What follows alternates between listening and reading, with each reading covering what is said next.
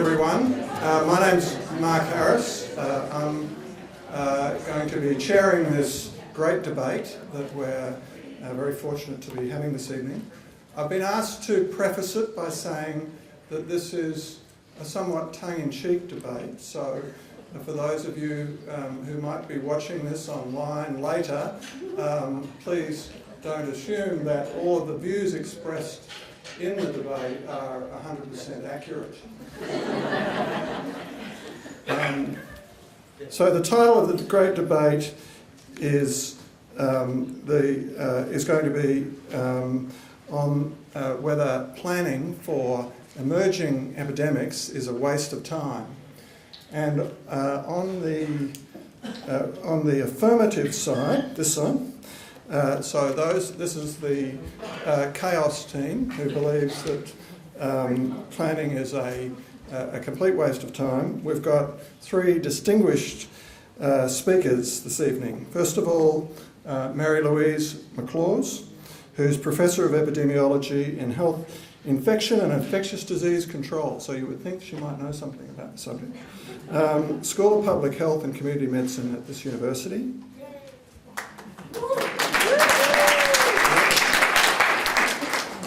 Our second speaker is Dr. Bridget Head, and she's a lecturer, our second in the affirmative is Dr. Bridget Head, who's a lecturer in public health and medical ethics at University of New South Wales here, and Vice President of the Australian Federation of AIDS Organisation. Also someone you might know. And the final speaker on the affirmative is probably known to many of you, Professor George Rubin, who's had a very distinguished career in public health. He's currently Director, Clinical Governance and Professor of Public Health at South Eastern Sydney Local Health District, and which is part of the New South Wales Health Department.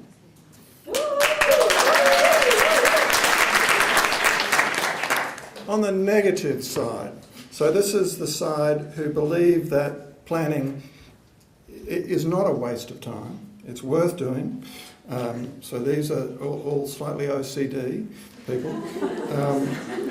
We've got the first presenter is Professor Heather Worth, who's Chair of the UNSW Human Research Ethics Committee and Director of Global Health UNSW. She's Director of the International HIV Research Group here at UNSW.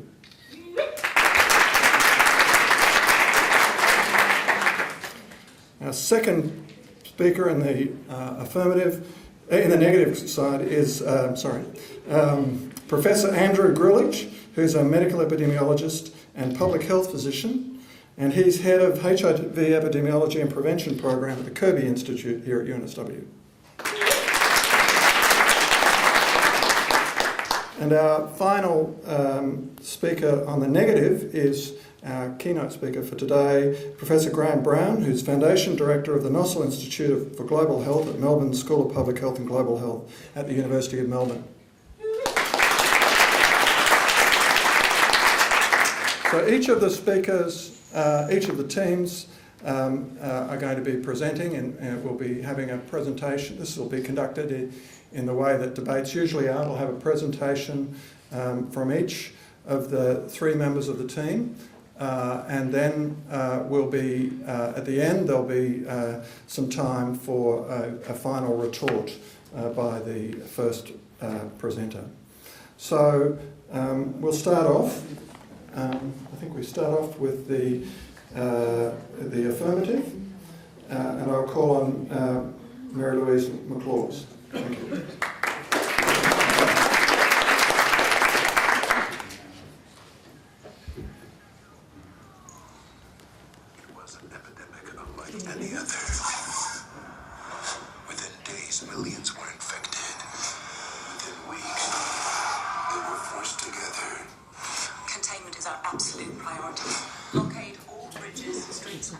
So, just to give you a bit of an idea of what we're going to hear from my learned colleagues on the negative team. The sky is falling in. I couldn't find a henny penny, but if I did, it would be perfect for them. Now, just to let you know that I think they're all fantastic. But then they were talking to Susie about, so how many minutes do we have? Oh, we have a retort. These are the people that are going to plan response to EIDs. Huh? Okay, so let me remind you that EIDs, emerging infectious diseases, are sexy, aren't they? I mean, don't you just want to spend your whole life looking at them and planning for them? Yeah. Well, we don't need to, really. I mean, we've got Hollywood giving us all the ideas about what to do for an outbreak, haven't we? Actually, I use Contagion as a fabulous teaching tool about how really not quite how to do it. Okay, so we're happy to obsess with planning. Planning. And in fact, Lisa and I were having a hoot. They say laughter is the best medicine. And honestly, I'm surprised you didn't hear it. I was rolling on the ground and we were reminiscing about 3 outbreaks. Yes, they can be funny. 3 outbreaks that weren't really outbreaks. So there was one in 1998. The outbreak that could actually be said to really change the whole fashion about how we drink water. We now drink water out of a bottle. And in fact, I wonder whether or not the people that were actually developing this fashion of drinking water out of a bottle didn't change the sensitivity pattern for testing for cryptosporidium in water to then release this information out to the public, and we all had an outbreak of crypto. Do you remember it? Everyone was suffering from diarrhea and they were sick, and absenteeism went up. There was no planning for how to deal with a non-outbreak. That was a non-outbreak. Is that in your plan? Okay. Then there was the let's have an outbreak of anthrax. And people would look down on their, bathroom floor and go, oh, there's powder. It's an outbreak. It's bioterrorism. And I can't tell you how many phone calls they got from the ministry saying we have an outbreak. In fact, the federal police had to get in on this because they had to find out what the hell was going on. There is no plan for how to deal with idiots, is there? Have you got a plan for how to deal with idiots? And then there was the outbreak that really wasn't the outbreak on the floating hotel for the Olympic Games. So the French were coming down from Zunumia. And there were 5 of them. They had a little bit of a respiratory infection. And they were taken off the boat and Legionella. But, so by the time the boat got to Sydney for the Olympic Games, there was conspiracy theory. Australians are not telling us the truth about Legionella. It was terrible. I mean, I'm surprised that we didn't have to go to war with the French. Now, do you have a plan to deal with an outbreak that's not an outbreak, it was flu, and we were not hiding the Legionella? Huh? Okay, so, plans. They're fantastic when they work, and we have plans. And in fact, if plans were a prophylaxis for an EID, if you could not get an EID, if you just had a plan, just held a plan in your hand, we would never have an outbreak, we would never have a pandemic, because in New South Wales, we have plans like they're going out of style. We do. So now, I'm here not to win your hearts, because I know that you're all devotees to planning and preparation, because that's the way you've been trained, and that's the way we train you. So I'm not here to get your hearts, honey. I'm here to get your brain. And I tell you, the medicine for brain is philosophy. So I'm going to give you a little bit of philosophy from a famous American philosopher who said, I quote, "There are no knowns. These are the things we know. There are known unknowns, and these are things we know we don't know." Oh, no, come on, I'm not finished yet. There are unknown unknowns, and these are the things we don't know we don't even know. So I'd like to know how you're going to plan for unknown unknowns. Because all our plans that we already have cover the known knowns, think Ebola, we now know about that, and the unknown unknowns. Now let me remind you that we don't have the issues of zoonosis here, because I'm sure that our eminent visitor will remind us about the zoonosis and how you need zoonosis. So think Ebola, think MERS, think SARS. Have we got, I guess we've got a few camels, haven't we, roaming around the desert?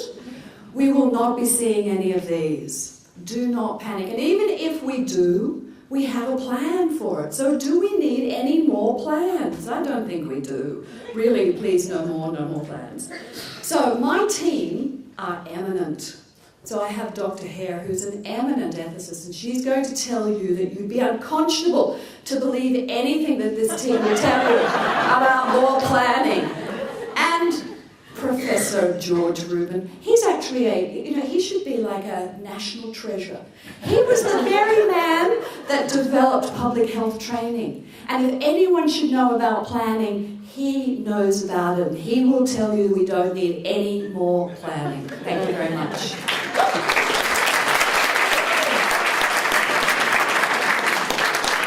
Thanks very much, Mary. The first speaker's job is to clearly define the topic. So I'm sure I think it was something to do with camels. Okay, our next speaker on the negative side is leading the charge for the ICD team is Professor Heather Worth.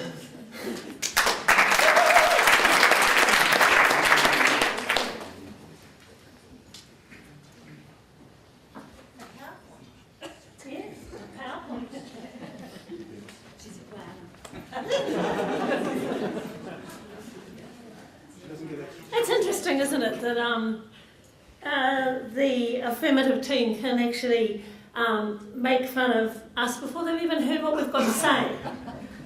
Something like, and we know where the unknown knowns came from, the fog of war. Is this what we're going to hear from the affirmative side? The fog of ideas, or lack of ideas? We believe that planning for emerging epidemics is not a waste of time. In fact, the affirmative team have a typical Australian response to emerging epidemic planning, which is to say, well, let's tackle the problem once it gets here. A variant on, she'll be right, mate.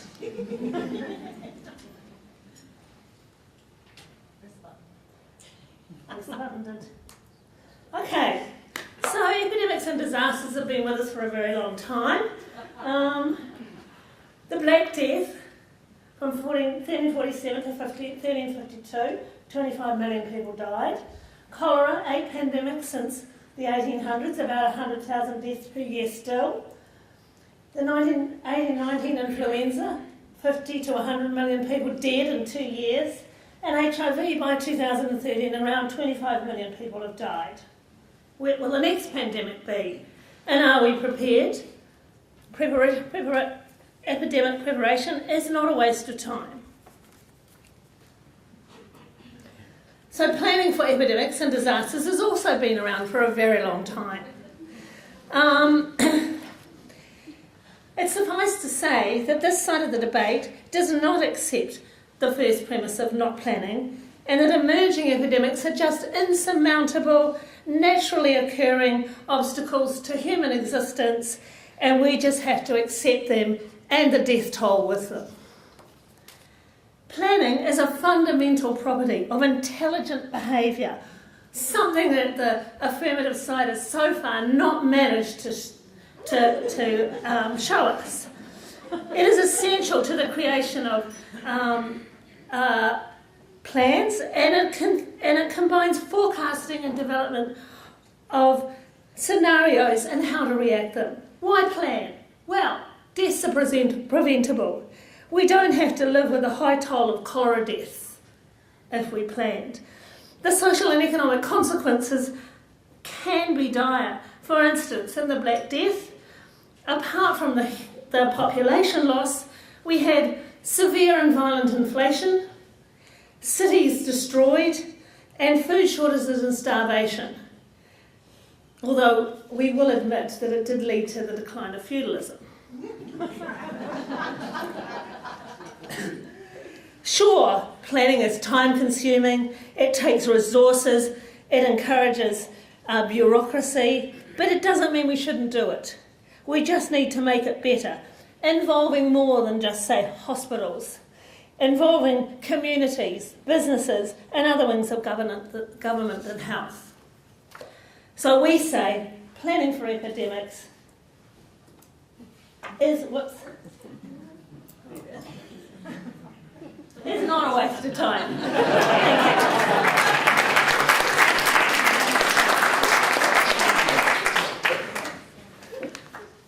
It's good to see that planning for PowerPoint presentation.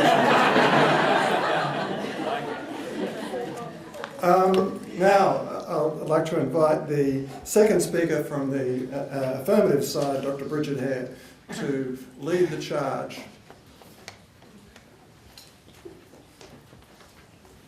Thank you very much for inviting me to speak here today. Thank you to Mary-Louise for opening our debate so succinctly and so memorably. And 1,000 thank yous to Professor Worth over here for that marvellous PowerPoint. Just a word to you in the audience, you know, we were told we weren't allowed to use them. But the problem with these planners is sometimes they skip the fine point. Anyway. Before I begin in earnest, I wanted to start by telling you that when I was a little girl, I wanted to be the Pope. I encountered a few issues, initially to do with gender and later to do with losing my faith. However, in later life I discovered bioethics, and so now I can present myself to you as the person who is, perhaps alone in this room, preeminently suited to telling you what we should do. And what we should do now is not sit around arguing about plans to address the known unknowns. As Mary-Louise has pointed out, yeah, we need to have those plans in place. We've got them. We've done so. They exist. We know how to prevent droplet-borne infectious diseases. We know how to prevent airborne infectious diseases. We know how to prevent blood-borne infectious diseases. Diseases like SARS, diseases like HIV. We're not arguing that everything we've done so far is a waste of time. We're arguing that we could go too far. And just a word on that. Yesterday, did anybody else see the announcement that the former Secretary for the Department of Border Protection has become the Secretary for Health? Quarantine plans, anyone? Our argument is very clear and very simple. We have public health plans ready for infectious diseases that are communicated through known routes. There is no reason, no sniggering there please, there is no reason to anticipate that any new emerging disease will be communicated in a vastly different way to the ones that we know. Therefore, elaborate plans based on highly improbable likelihood of new infectious disease emerging that require significantly different approaches to those that we have already exhaustively planned for would be a waste of time. We don't need to plan for the unknown unknowns. If we don't need to do it, given that there are a myriad of other things that we do need to do, then, as an ethicist, I can tell you, we should not do it. As a community of public health researchers and practitioners, we understand the idea of opportunity cost. We also understand a thing or two about time, particularly that in terms of time spent on health planning, time means money. So money spent preparing for a fantasised Ebola outbreak in Bacchus Marsh or Coonabarra Brae is money that will not be available for addressing the all too real infant mortality concerns in Aboriginal and Torres Strait Islander people, or preventable deaths from family and intimate partner violence. How about not closing some of those housing services that we need, rather than starting to throw money into things that are unknown and unnecessary? As a public health workforce in Australia, we have an obligation to conduct research and to develop programmatic interventions into the pressing public health issues of our time. The health gap between Aboriginal and non-Indigenous Australians, for example, is acknowledged to be a national shame. And this health gap is replicated at the global level. To quote some more bioethicists, Benatar, Dar and Singer, despite spectacular 20th century scientific and technological progress, the world is more inequitable than it was 50 years ago. And many of us would agree with their analysis the just two, great moral problems of our time are global warming and the health gap at national and global levels. And these two issues are intimately connected in that Global deforestation and devastation of the environment is one of the factors that affects the food supply and causes some people to turn to unconventional food sources, such as bats. So while we, as the Affirmative team, are arguing that Australia should not be planning for an epidemic such as Ebola, we don't for a minute underestimate the devastating impact of this. Every day there are further news reports that demonstrate that people's lives are not being accorded equal value. We see people being confined inside slums or inside so-called healthcare facilities. Little wonder that people seek to escape these facilities. Social order requires trust in social institutions. And that is one of the things that we have demonstrated and tried to model for you in our adherence to time limits and our refusal to succumb to the allure of PowerPoint. As citizens of a complex and interdependent world, we all bear some responsibility for producing public health goods. The knowledge that in some areas of Liberia there's only one doctor for every 100,000 people is shocking and demonstrates the context in which the Ebola epidemic has taken hold. Now, this epidemic has mortality rates between 50 and 90%. But in instances where people receive intensive supportive health care, this rate drops considerably. We've all heard the story of the 3 expats. Oh, I need to tell my other story, come on. They got the ZMapp.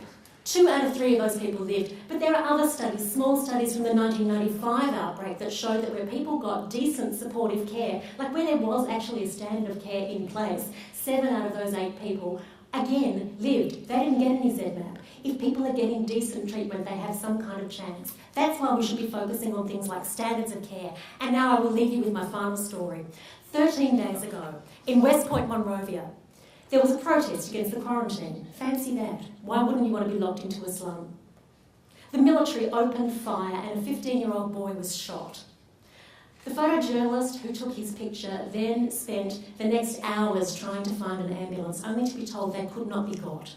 Eventually he managed to find an army doctor. They got the boy to hospital in time for this boy to die. Dying from lack of health care would count as an example of the known knowns. Addressing the known knowns has to be our priority. Thank you.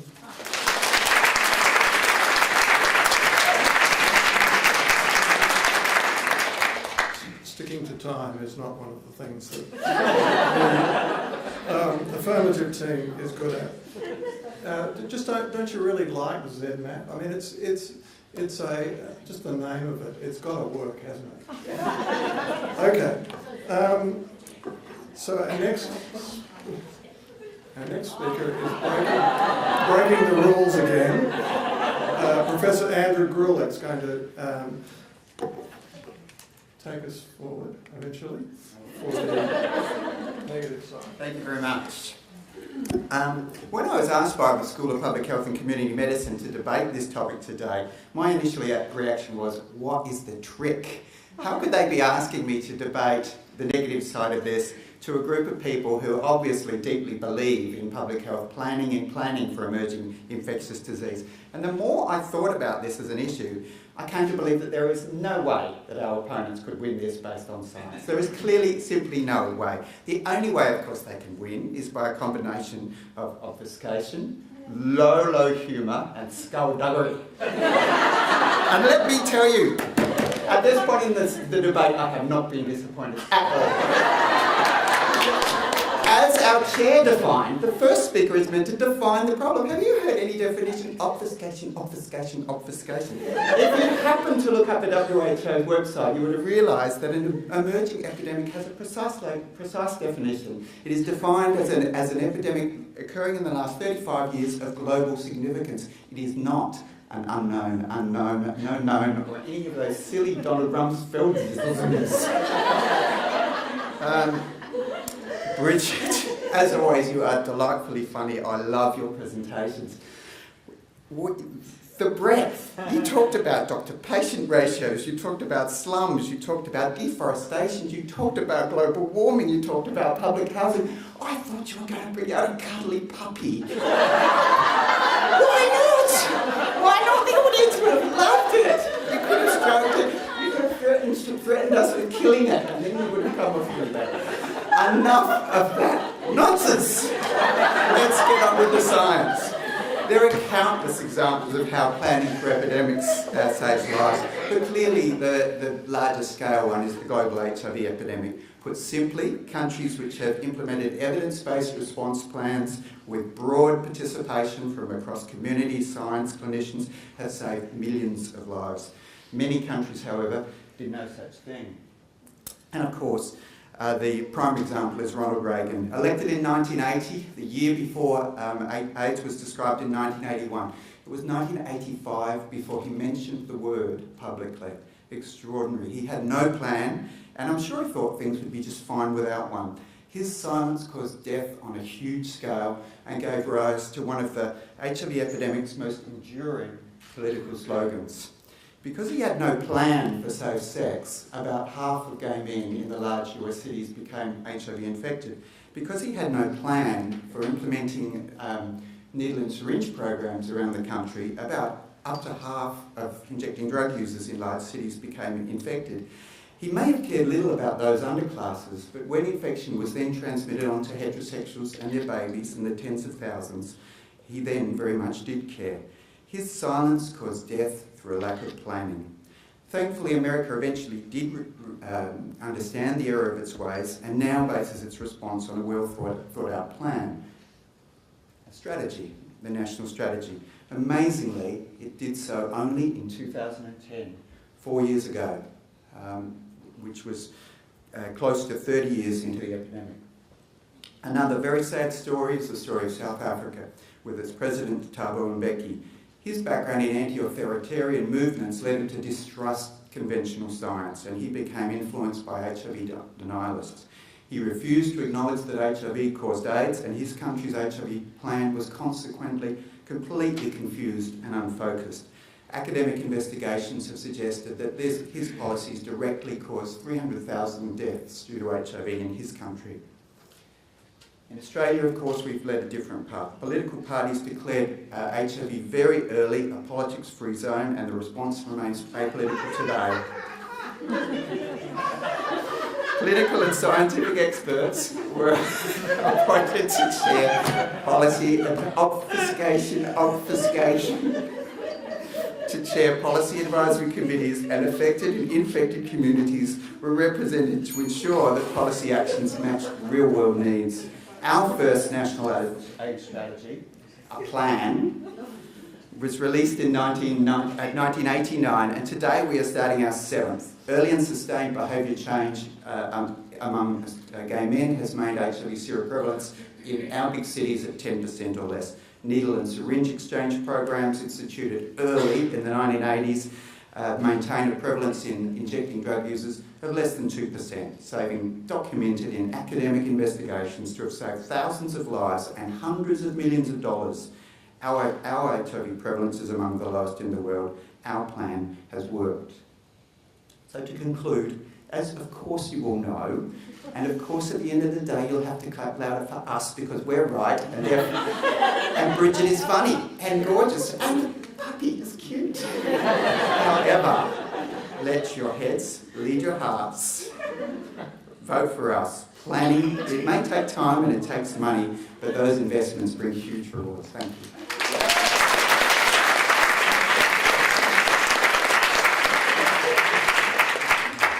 The OCD team was on time again, that's good.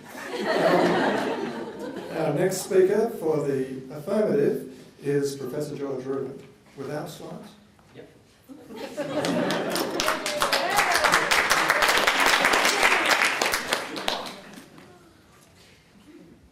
Just put that timer on, eh?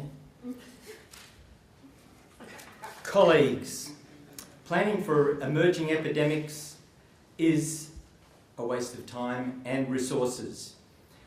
We still haven't heard a scientific justification for the negative case. What we've had is obfuscation about when is an epidemic an epidemic. Of course we know about HIV. It was an epidemic, it was recognised as an epidemic way times ago, in as far back as 1984. So we're not talking about situations where we've got a recognised epidemic. Now, my key message to you today is that it's far better to devote resources to aged and dementia care, prevention programs, and socioeconomic determinants of health, rather than attempt to address the unknown unknowns that my learned colleague, Professor McLaws, has described. We should ensure that the current disaster preparedness mechanisms that we have are finely tuned and in place and simulation tested. Now, just some facts. We've got a country of 23 million people. We're spread out. We're ageing very rapidly. By the year 2030, we'll have a massive increase in the population 85 years and older. 1 in 5 people live with disability. We have the yawning Indigenous health gap that my learned colleague Bridget has referred to. In 2010, non-communicable diseases accounted for more than 85% of the total burden of disease in Australasia, while injuries accounted for 10%. Communicable disease, maternal, neonatal nutritional disorders accounted for not even 5% of the burden of disease in Australasia. Now, 80% of heart disease, stroke and diabetes, and more than a third of cancers in Australia could be prevented by eliminating shared modifiable risk factors, mainly tobacco use, unhealthy diet, physical inactivity, and the harmful use of alcohol, as you all know. Infectious diseases, the main ones that cause hospitalisations in our country are influenza, pertussis and pneumococcal disease, and you know for these we have very good prevention mechanisms and vaccines that are available. Our immunisation programs, in fact, have been very successful. Several previous common vaccine preventable diseases have been eliminated or are now rare, such as diphtheria and poliomyelitis. And in 2012, there were only 7 deaths reported in young children due to vaccine preventable diseases. All children were either too young to be vaccinated or incompletely vaccinated. Each year, influenza infects an estimated 5 to 10% of the population, causes about 13,000 hospitalisations and 3,000 deaths, nearly all in the elderly. Now, it's important to realise this. Each year, we add more and more complex, effective and expensive interventions to our treatment options. Hospital budgets, as you all know, are stretched to the maximum. Every year, just about every hospital goes millions of dollars over budget. Our current disaster preparedness has been honed by years of experience. It's been revised, or they have been revised, constantly practiced, and hospitals all know their roles. And you know that Westmead is our designated first-line hospital in New South Wales, and it has very high-level infectious disease expertise. Through these plans, we can deal with infectious diseases spread by droplets, air, body fluids, and vectors. So it's hard to think of a scenario which is not being covered by the existing plans, as my colleagues have also mentioned. Now, spending on prevention in Australia, we spend about 1.7% of our total GDP, of our total, health expenditure on public health activities. This is prevention, protection and promotion, not including the non-health sectors such as road safety, environment, schools, and even the immunisation program. So Australia ranks in the bottom third of OECD countries on prevention spending and public health services. New Zealand spends 7%, Canada spends 6%. We're down less than 2%. And you all know prevention programs have been shown to work. Well-planned prevention programs have made contributions to better quality of life and increased life expectancy. In recent decades, we've had major improvements in tobacco control, road trauma, drink driving, skin cancers, immunisation, cardiovascular disease, childhood infectious diseases and sudden infant death syndrome, and, as Andrew mentioned, HIV and AIDS control. Successful prevention reduces the personal, family and community consequences of disease, injury and disability, and it allows for the better use of health system resources, producing a healthier workforce, which in turn boosts economic performance and productivity. WHO has listed best buys for interventions to dramatically reduce the burden of disease in communities. Not one of these relates to planning for unknown, emergent epidemics. We have a very full prevention agenda prevention agenda, so there's plenty that we could spend our money on. Our experience with epidemics, recent epidemics which are emergent epidemics, such as SARS, have shown us that our plans are adequate as in place.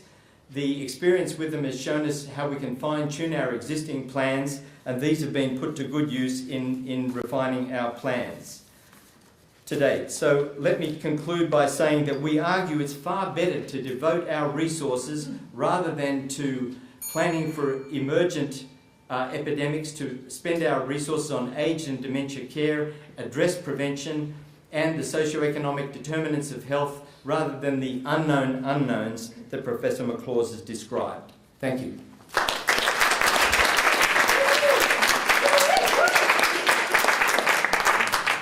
Thank you, Professor Rubin. So our third speaker on the negative side, Professor Graham Brown.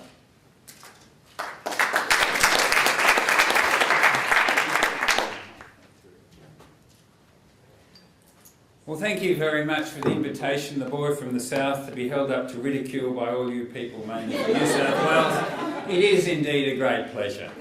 The rules have changed. We weren't told that we're going to have slides until about 3 minutes before we began, so I'm just going to do it off the cuff. I'm discarding my presentation, and that's you to judge whether that was the right or the wrong thing to do. Now, I was going to start. We were also told I had to summarise, so I'll quickly summarise. Well, there's hardly anything to summarise. George, were you on our side, mate? Did you read the title? You see infectious diseases there? You described an epidemic of ageing, disability, obesity, chronic diseases of lifestyle, and said we needed to plan for it. Well, you killed yourself. There's nothing about infectious diseases. And from your other speaker, Bridget, correct? Ethics. You're going to tell us that ethics. I saw ZMAT, whatever that is, ambulances, slums and camels. You remind me of a story about two people who were going up in a balloon over England. Beautiful sunny day, as you do. And the wind came up and the clouds came over, didn't know where they were. So they said, gosh, we're lost, we better go down. So they went down, and they saw there was a field and there was a man there. And they said, where are we? And the man on the ground said, you're in a balloon! And one said to the other, fancy that, we're looking for help and we get an ethicist. How did you know it was an ethicist? What they said was absolutely true, but absolutely useless. Now, you're allowed to use that joke whenever you want, purely adaptable. So, George, you shot yourself in the foot, you described the epidemic and why we need to prepare for it, and then where's known, unknowns in there? I ask you, I know there are problems with Sydney people, but when we read what's written, we think it's important to try to understand the title. You define it, got yourself into trouble. Now, I did make a couple of notes instead of my slides. Yeah, Mary-Louise, there was some babble going on here at the beginning. I don't know what it was. It was about as confusing as the words that followed.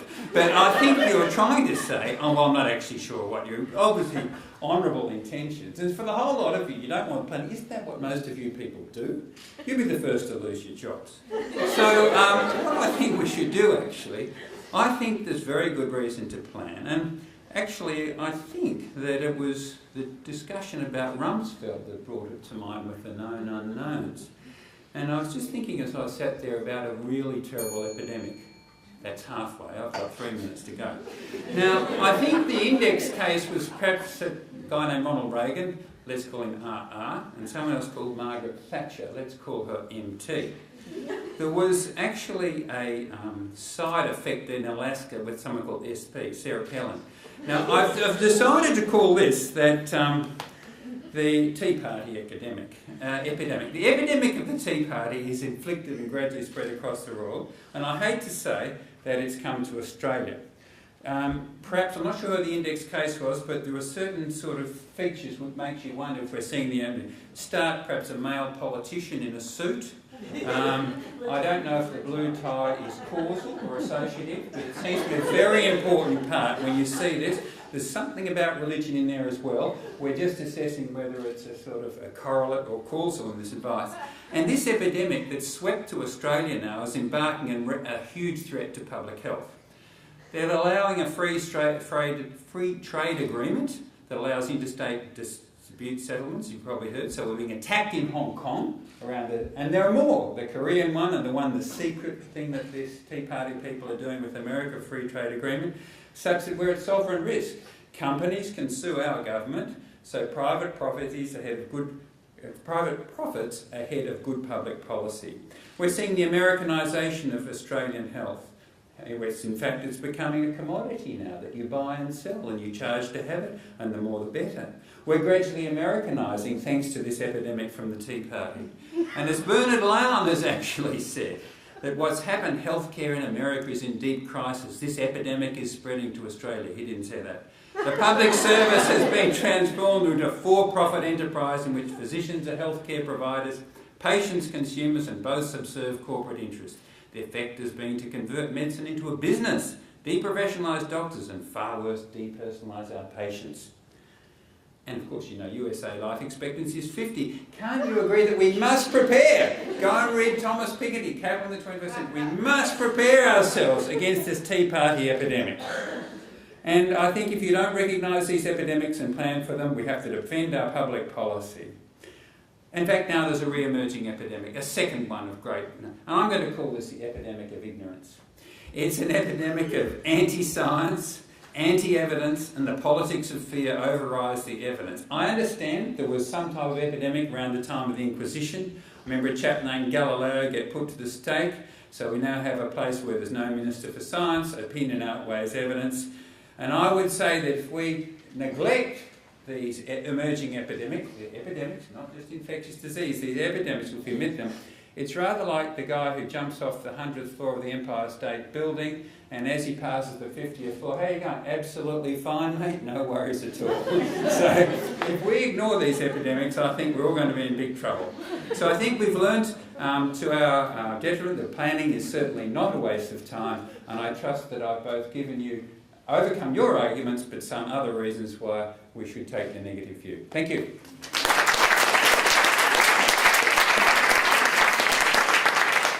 Thanks very much, Graham. I'm reminded of the time in the 80s when I was working in Vanuatu when we had an emerging epidemic of dengue through the Pacific Islands, and we wondered when it would arrive in Vanuatu. We didn't have sentinel chickens, but we had someone came up with the bright idea that what we had was expatriates.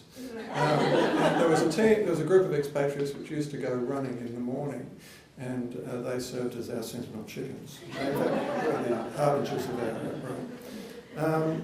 So now's come the time for a final retort from each of our teams. I'll invite each of them to say a few words in summary of their case before you get to vote. Thank you. Look, the next time you say good morning to Andrew, he'll be saying, what's the definition of good? And what's the definition of morning? I mean, really, everybody knows, except for perhaps Andrew, we were talking about emerging. HIV's been here since I was a girl. Okay, so, and our eminent Professor Brown, he's failed to tell you about Danks. Now, do you remember Danks? He actually looked at the last 74 years of emerging infectious diseases.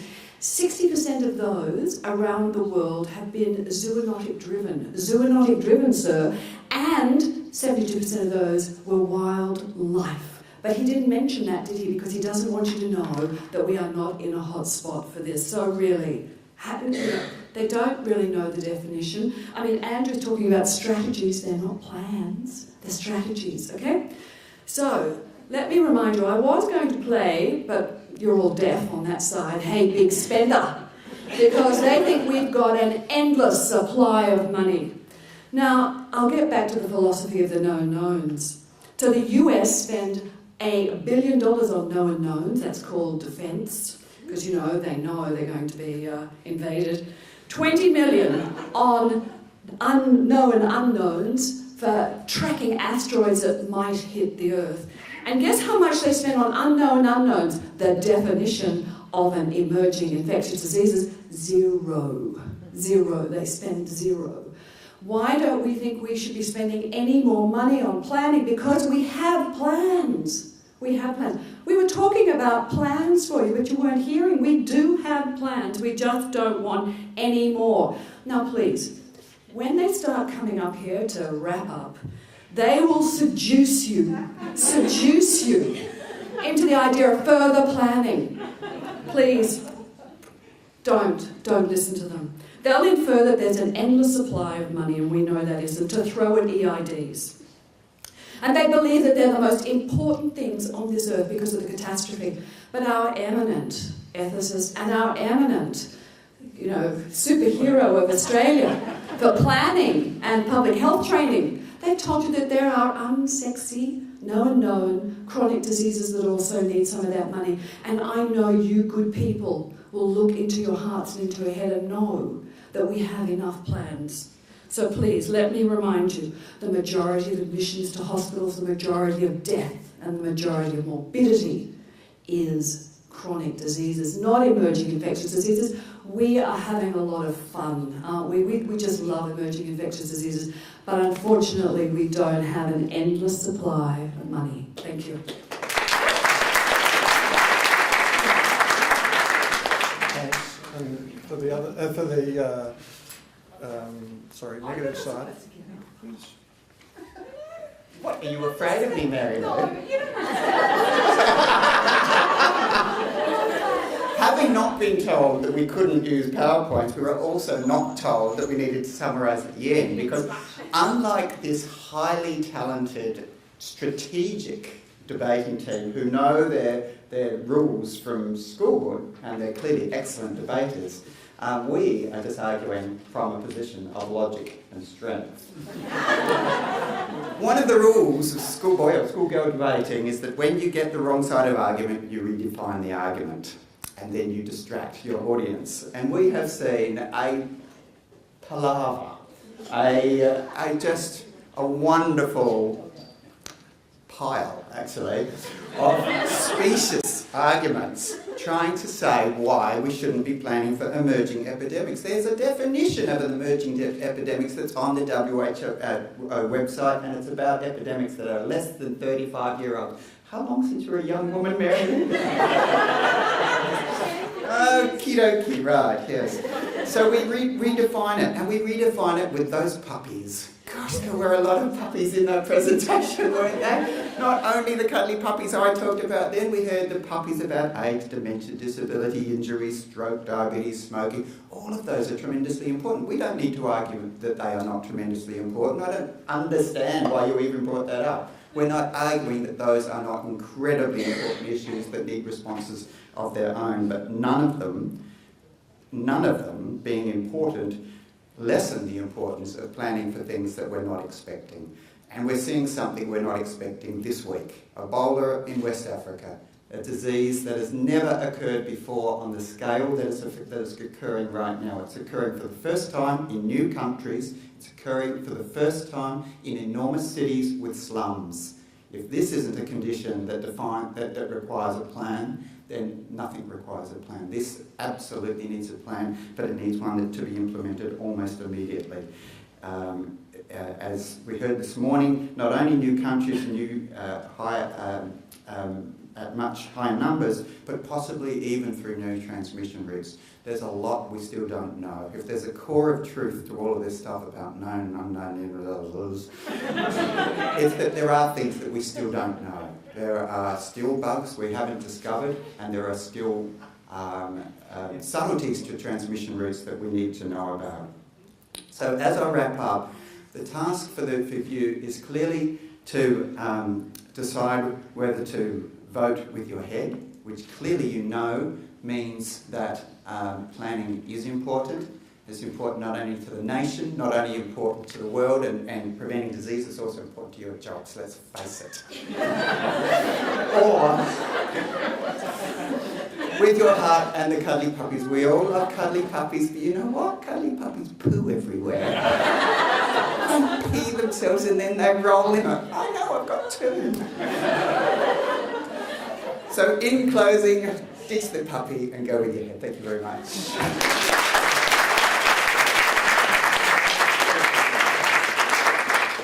So we've redefined the debate. So now comes your turn. We're asking you to decide. And we're asking you to decide by applauding whichever team you think has convincingly won the debate. So we'll start off with the... We've got an applause meter. Yes, I'm the official applause. We're going to do it scientifically. So being a biostatistician, I hope everyone has randomised the seating placement so we don't have any bias. So I'm going to stand in the middle of the room to reduce measurement error. All right. Right, on the negative side.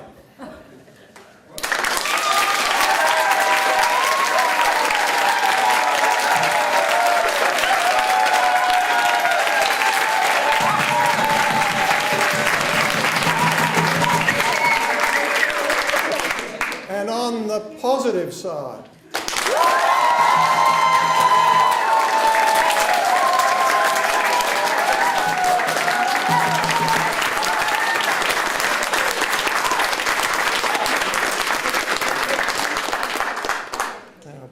So has it's to go away and work out the confidence interval. I have no idea what units it's in. However, it's 112 versus 103. So I'd like you to join me in thanking both teams for an entertaining afternoon. Thank you.